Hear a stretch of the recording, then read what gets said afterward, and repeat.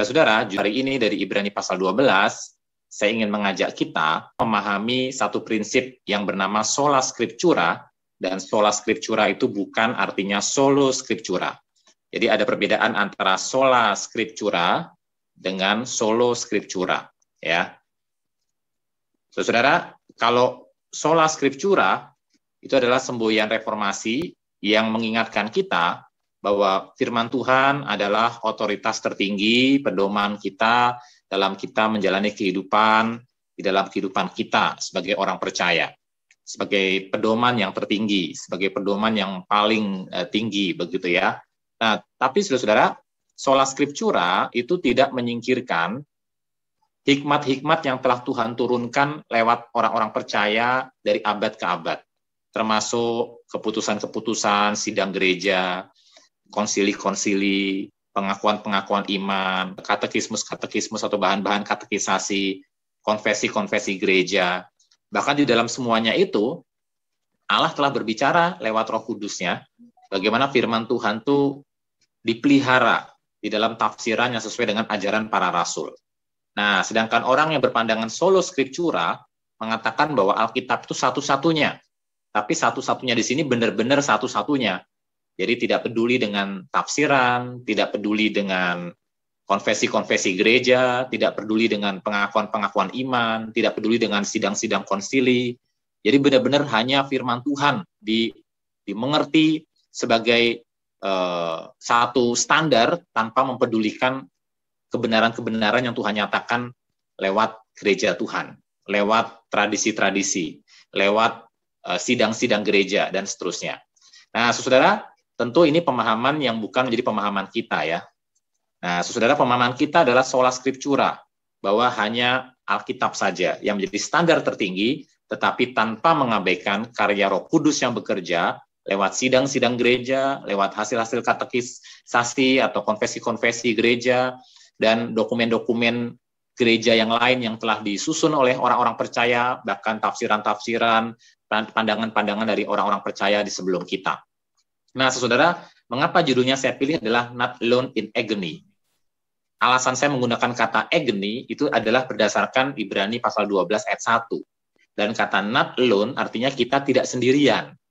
Ya, tidak sendirian dalam menjalani kehidupan perlombaan iman kita. Melainkan kita menjadi satu tubuh bersama-sama seluruh orang percaya dari banyak abad dan banyak tempat, termasuk yang di masa lalu. Termasuk hasil sidang-sidang konsili, hasil pergumulan dari bapak-bapak gereja, hasil pergumulan dari tokoh-tokoh reformator, reformasi, dan seterusnya, dan seterusnya. Itu adalah bagian dari iman kita, ya, bagian dari perlombaan iman kita sampai detik ini. Jadi kita tidak menjalani perlombaan kita sendirian. Nah, saudara, dalam bagian ini saya ingin mengajak kita untuk merenungkan Ibrani 12 ayat 1 terlebih dahulu. Karena kita mempunyai banyak saksi.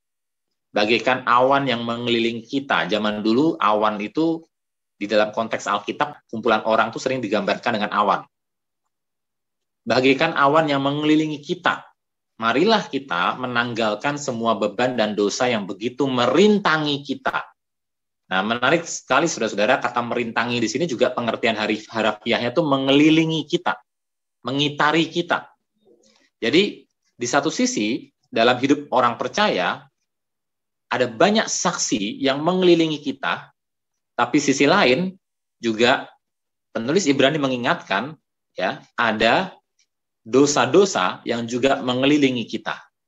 Ya, jadi sama-sama kita ini dalam satu posisi dikelilingi oleh saksi-saksi dan dikelilingi oleh dosa-dosa. Nah, saudara, di sini kita disuruh untuk memilih bahwa kita mempunyai banyak saksi bagaikan awan yang mengelilingi kita. Dan itulah yang marilah kita memilih hal itu dan menanggalkan yang tidak seharusnya kita pilih, yaitu beban dan dosa yang mengelilingi kita juga.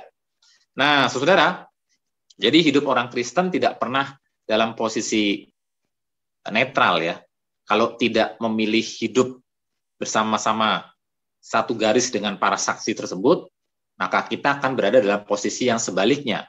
Kita akan berada dalam posisi beban dan dosa yang merintangi kita, yang mengelilingi kita. Nah, saudara, saksi ini siapa sih yang dimaksud saksi ini? Nah, saksi ini kalau dalam konteksnya tentu merujuk kepada Ibrani pasal 11. Ibrani pasal 11 mencatat di sana saksi-saksi iman. Nah, saksi-saksi iman itu siapa saja? Nanti kita bisa lihat di rumah, kita coba baca, ya. Tapi sebelum ke situ, saya ingin melanjutkan bacaan kita, ya. Kita mempunyai banyak saksi yang mengelilingi kita. Kita juga ada beban dan dosa yang juga mengelilingi kita, tapi kita diminta untuk meninggalkan salah satu dari yang mengelilingi kita itu, yaitu beban dan dosa. Nah, saudara, dan kita diminta untuk melakukan yang lebih lagi, yaitu berlomba, atau dalam harafiah ini berlari, ya. Berlari dengan tekun dalam perlombaan yang diwajibkan bagi kita. Nah, saya pernah memberikan ulasan tentang hal ini, ya. Kata perlombaan ini kan dari kata Yunani agona. Nah, kata agona itu dalam bahasa Inggris itu agony. Dan agony itu artinya tuh secara harafiah itu artinya kesukaran.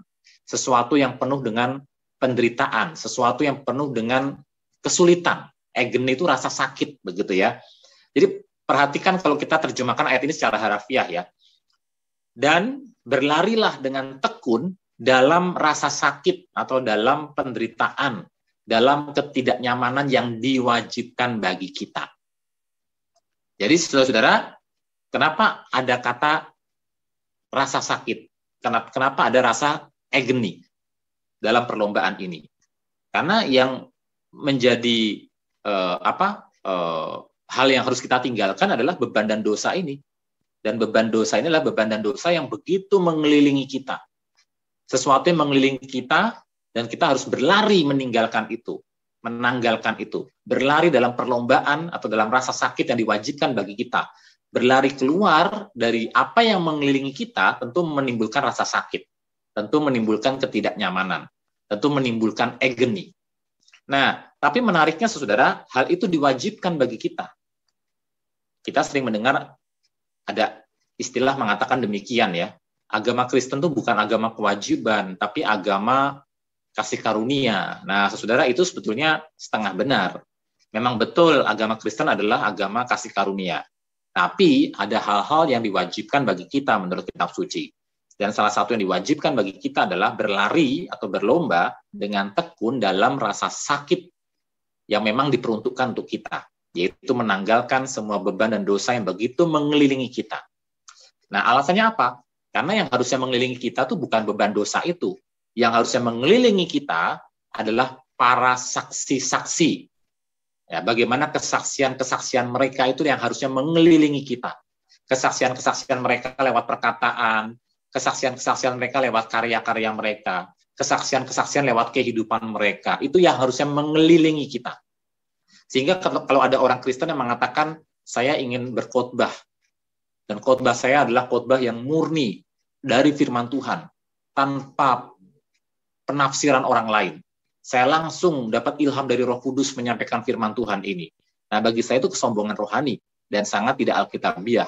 Karena apa? Karena justru Tuhan menghendaki kita hidup dikelilingi bukan oleh beban dosa, tapi dikelilingi oleh kesaksian-kesaksian orang-orang percaya. Dalam konteks ini adalah orang-orang percaya di masa lalu. Bagaimana karya mereka mewarnai hidup kita, perkataan mereka mewarnai hidup kita, tafsiran-tafsiran mereka mewarnai hidup kita, tradisi suci yang mereka pelihara itu mewarnai hidup kita. Nah, itulah yang harusnya mengelilingi kita. Nah, saudara, salah satu cara yang masih dipraktekkan sampai sekarang, sebagai salah satu bentuk agar hidup orang percaya itu dikelilingi oleh apa yang telah disaksikan oleh orang-orang di masa lalu adalah lewat contohnya katekisasi. Nah, katekisasi adalah suatu upaya untuk orang percaya itu tetap dikelilingi oleh kesaksian-kesaksian itu. Karena apa? Karena yang diajarkan dalam katekisasi kan adalah ajaran-ajaran yang telah diwariskan oleh para rasul. Secara khusus misalnya jika kita pakai bahan-bahan katekisasi yang memang diwariskan dari sejak dulu, misalnya katekismus Heidelberg, katekismus Westminster. Nah, meskipun itu bukan suatu sesuatu yang harga mati. Ya, setiap gereja bisa punya bahan katekisasi yang berbeda-beda. Saya sendiri di Kalam Kudus mencoba menyusun sendiri bahan katekisasi, ya. Tetapi pada intinya kan yang kami ajarkan, yang kita ajarkan kan pasti hal-hal yang merupakan warisan para rasul, yang tercermin dalam pengakuan iman rasuli. Kemudian pasti yang diajarkan juga doa Bapa kami, yang pasti juga diajarkan adalah 10 perintah Allah. Nah, 3 hal itu kan setidaknya pasti diajarkan dalam setiap katekisasi, ya. Pengakuan iman rasuli, doa Bapa kami, kemudian 10 perintah Allah, hal-hal itu pasti yang akan terus diajarkan dalam setiap katekisasi. Demikian juga oleh para misionaris, ketika para misionaris mengunjungi suatu tempat baru dan mereka hanya punya waktu yang terbatas, contoh kayak Santo Fransiskus misalnya ya, meskipun dia ini dalam konteks Katolik ya, dia punya keterbatasan bahasa untuk melayani orang-orang di Jepang misalnya, karena Santo Fransiskus itu melayani di Jepang, maka yang dia lakukan dalam tahapan katekisasi itu pasti mengajarkan hal-hal itu, pengakuan iman rasuli, 10 perintah Allah, dan juga kemudian doa Bapa kami. Sama juga dengan Martin Luther dalam konteks Protestan. Kalau kita baca katekismusnya Martin Luther, ya orang-orang Lutheran tahu pasti isinya juga nggak jauh dari itu, 10 perintah Allah, doa Bapa kami, kemudian juga pasti ada pelajaran tentang pengakuan iman rasuli. Nah, demikian juga yang pasti diajarkan dalam pengakuan-pengakuan iman Protestan lainnya atau bahan-bahan katekisasi Protestan lainnya.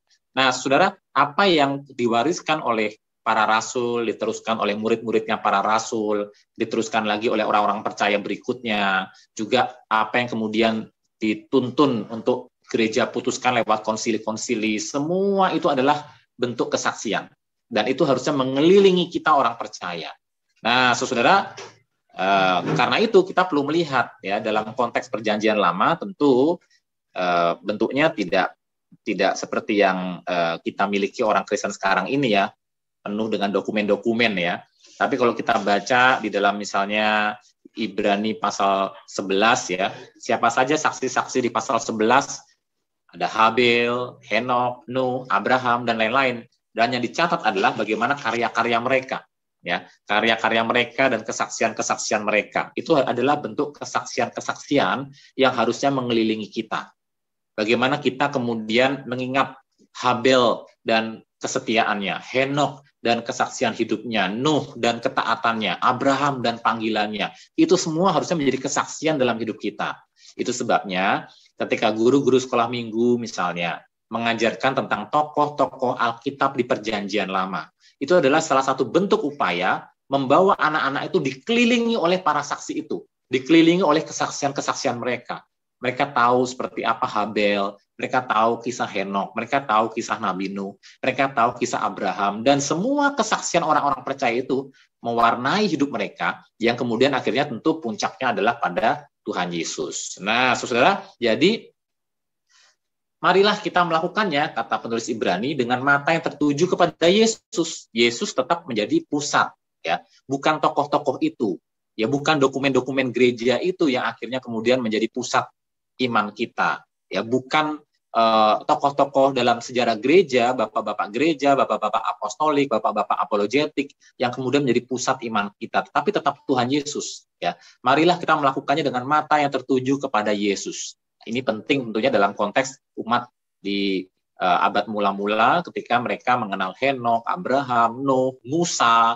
Nah, tapi ternyata tokoh-tokoh itu bukan menjadi puncaknya.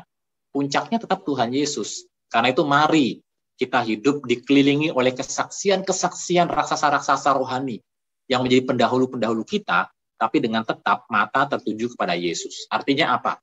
Artinya contoh Daud. Ya, Daud adalah tokoh yang sangat dekat di hati Tuhan, a man before God's own heart. Tapi kan tetap dia pejinah yang sangat luar biasa ya. Kalau kita catat dosanya Daud, itu kan luar biasa sekali, mengerikan. Dia melakukan yang namanya tidak hanya perjinahan, tetapi pembunuhan berencana. Ya, itu kan sangat luar biasa sekali. Penyalahgunaan kekuasaan sebagai raja, penyelewengan, kekerasan. Nah, jadi kalau kita tidak memusatkan mata kita kepada Yesus, bisa-bisa dari tokoh Daud itu yang kita pelajari bahkan termasuk jelek-jeleknya. Nah, tetapi kan tentu tidak demikian maksud Alkitab. Demikian juga Abraham, demikian juga tokoh-tokoh Alkitab di Perjanjian Lama, semua punya kelemahan. Hanya Yesus satu-satunya yang sempurna, dan di dalam surat Ibrani dikatakan tidak berdosa. Demikian juga tokoh-tokoh reformator, John Calvin, Martin Luther, semua tokoh-tokoh hebat itu punya kelemahan. Nggak ada tokoh gereja nggak punya kelemahan. Kadang-kadang ajarannya, kadang-kadang pribadinya, kadang-kadang karakternya, kadang-kadang hidup rumah tangganya. Ya, Jonathan Edwards, tokoh yang sangat luar biasa, tokoh kebangunan rohani di Amerika Serikat, bermasalah dengan relasi kesaksian keluarga mereka. Semua tokoh-tokoh Alkitab itu punya kelemahan. Semua tokoh-tokoh rohani, raksasa-raksasa iman itu punya kelemahan. Nah, kalau kita tidak mengarahkan mata kita tertuju kepada Yesus, maka kesaksian-kesaksian mereka akan mengecewakan kita, tapi juga mungkin kita justru meniru yang salah-salahnya. Nah, tapi tidak demikian yang Tuhan minta, mari kita melakukan dengan mata tertuju kepada Yesus yang memimpin kita dalam iman. Artinya apa? Setiap kali saya mendengar kata dipimpin, memimpin, saya selalu menyimpulkan dengan satu kalimat, menjadi murid. Ya, jadi kita diminta untuk hidup dikelilingi oleh kesaksian-kesaksian para pendahulu dengan fokus tetap kepada Tuhan Yesus di dalam satu semangat menjadi murid, semangat kemuridan. Nah, dan Yesus pula yang membawa iman kita itu kepada kesempurnaan. Kalau akhirnya sampai kita kemudian setia sampai akhir, tetap menjadi seorang Kristen, orang percaya yang benar-benar bisa menanggalkan beban dan dosa, itu bukan karena kuat gagah kita, tapi hanya karena Tuhan Yesus saja yang memelihara iman kita sampai pada kesempurnaan. Dia mengabaikan kehinaan, tekun memikul salib, ganti sukacita yang disediakan bagi dia yang sekarang duduk di sebelah kanan tahta Allah.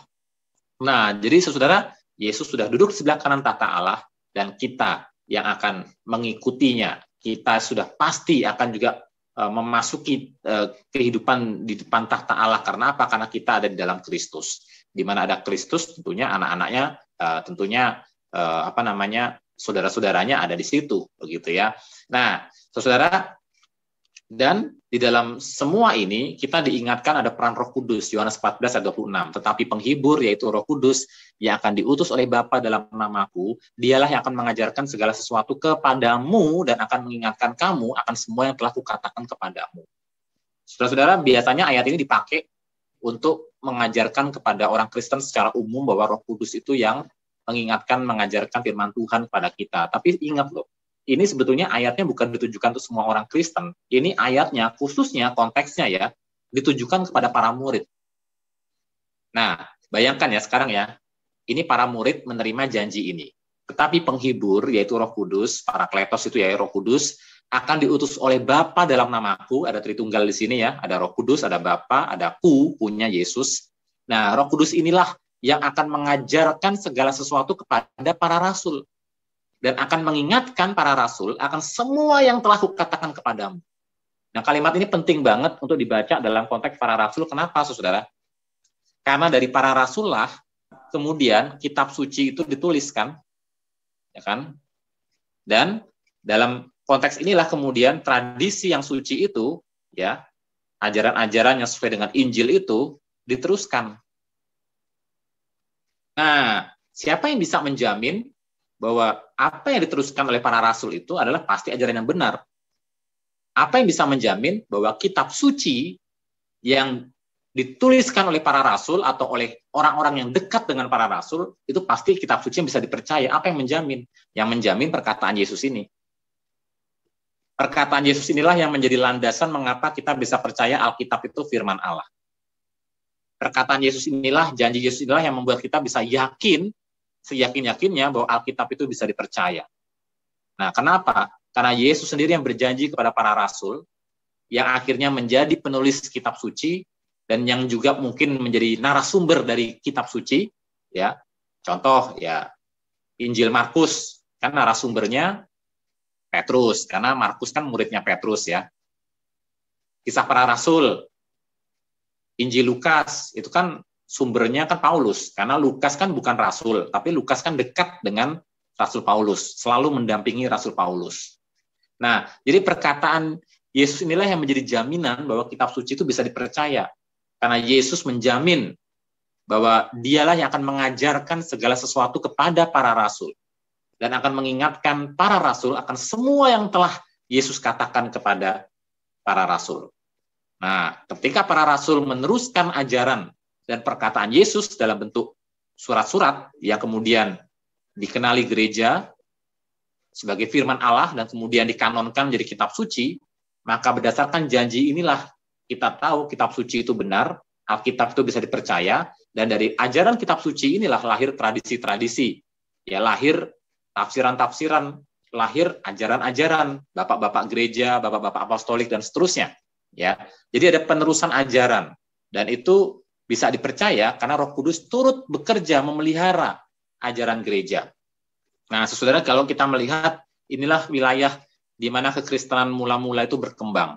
Ya, ini adalah wilayah kekuasaan Romawi, dan seputar inilah sebetulnya kisah-kisah Alkitab itu bergerak. Ya, di sekitar wilayah-wilayah inilah sebenarnya kisah Alkitab itu sebenarnya ada, ya terjadi. Nah, saudara, dan dalam abad mula-mula secara khusus, ya, hiduplah tokoh-tokoh ini. Yesus Kristus konteksnya perjanjian baru, ya, yang punya murid Paulus, Petrus, Yohanes. Nanti Paulus punya murid lagi namanya Clement. Petrus juga memuridkan Clement. Petrus memuridkan Ignatius, bapak gereja Ignatius. Lalu Yohanes juga memuridkan Polikarpus. Ya, nah Polikarpus memuridkan Irenaeus. Irenaeus berteman dengan Justinus Martir, dan Irenaeus memuridkan Hippolytus. Justinus Martir memuridkan Tatian. Tatian memuridkan Clement of Alexandria. Kita lihat mereka taat banget pada Ibrani 12 ayat 2, ya. Hidup, ya, dalam semangat kemuridan, memuridkan, tetapi tetap dikelilingi oleh, dengan memuridkan kan mereka hidup dikelilingi oleh saksi-saksi sebelum mereka. Nah, saksi sebelum Clement of Rome siapa? Paulus. Saksi sebelum Ignatius siapa? Petrus. Saksi sebelum Polikarpus siapa? Yohanes. Saksi sebelum Irenaeus siapa? Polikarpus dan Yohanes. Saksi sebelum Hippolytus siapa? Irenaeus, Polikarpus, Yohanes, Tuhan Yesus, dan seterusnya. Ya, jadi orang Kristen harus hidup dikelilingi oleh para saksi, oleh kesaksian-kesaksian mereka. Nah, terutama oleh ajaran nabi-nabi dan rasul-rasul. Nah, saudara, jadi kita melihat mereka hidup dikelilingi oleh para saksi, tetap berpusat pada Yesus, tetapi kemudian mereka menjalani proses kemuridan itu, ya, saling memuridkan, dan terus memuridkan. Nah, sekarang kita mau lihat lagi, saudara, ya, dari bapak-bapak apostolik father tadi. Apostolik father itu bapak-bapak yang menjadi para murid, para rasul tadi, ya, seperti Ignatius, Polikarpus, apa tadi itu, ya.